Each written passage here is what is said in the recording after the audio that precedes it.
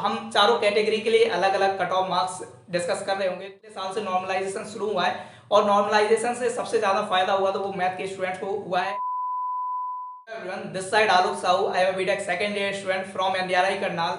And आप लोगों को पता होगा कि एक दो दिन पहले हमने एक वीडियो डाली थी आईसीआर से रिलेटेड कि आपको जो भी आईसीआर से रिलेटेड कोई डाउट्स होता है तो आप हमसे पूछ सकते हैं। एंड कई सारे स्टूडेंट्स ने बहुत अच्छे अच्छे डाउट्स पूछे एंड आगे चलकर हम उनके भी आंसर दे रहे होंगे। एंड बहुत सारे स्टूडेंट्स ने एक ही क्वेश्चन मिलकर पूछा जो कि ये था कि आखिर हमें एनडीआरआई में एडमिशन लेने के लिए कितना कट ऑफ मिनिमम रखना चाहिए कि उससे हमारा एडमिशन हो जाए। तो हम चारों कैटेगरी के लिए अलग अलग कट ऑफ मार्क्स डिस्कस कर रहे होंगे। तो जो भी स्टूडेंट्स एनडीआरआई के एस्पिरेंट्स हैं वो इस वीडियो को पूरा जरूर देखना कि आपके जो भी डाउट्स हैं वो इसमें क्लियर हो सके।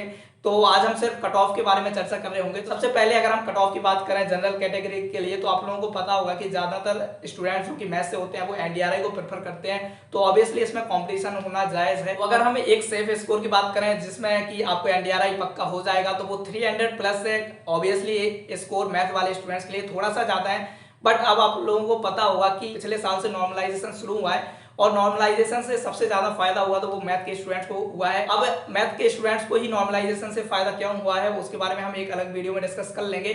लेकिन अगर आप 300 प्लस का स्कोर रखते हैं, जनरल कैटेगरी वाले स्टूडेंट्स हैं, तो आपका एनडीआरआई में मेरे हिसाब से पक्का एडमिशन हो जाएगा। एंड अगर आप ओबीसी कैटेगरी के स्टूडेंट हैं और आप एक सेफ स्कोर लेकर चलना चाहते हैं तो मेरे हिसाब से 280 और 290 के आसपास का आपको स्कोर रखना चाहिए जिससे कि आप पक्के में एनडीआरआई में आ जाएंगे। लेकिन अगर आपको लगता है कि इतना स्कोर नहीं कर पाएंगे तो अगर आप थोड़ा 10-20 ऊपर नीचे भी कर देंगे तो मुझे नहीं लगता कि ज्यादा फर्क पड़ेगा। हाँ, आपका थर्ड राउंड तक आपका एडमिशन हो जाएगा।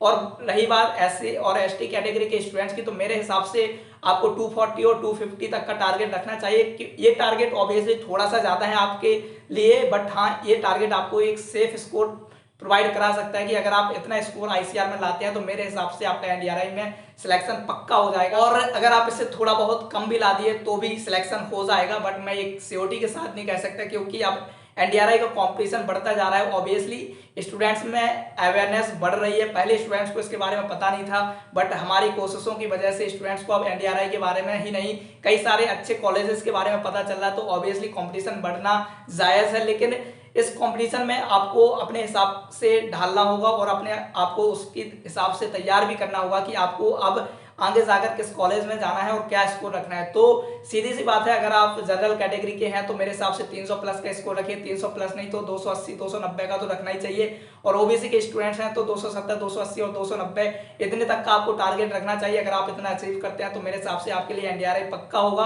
और अगर आप एससी और एसटी से हैं तो 240 250 के आसपास भी अगर आप ला रहे होंगे तो आपका एडमिशन श्योरली एक फर्स्ट सेकंड या थर्ड काउंसलिंग में हो ही जाएगा।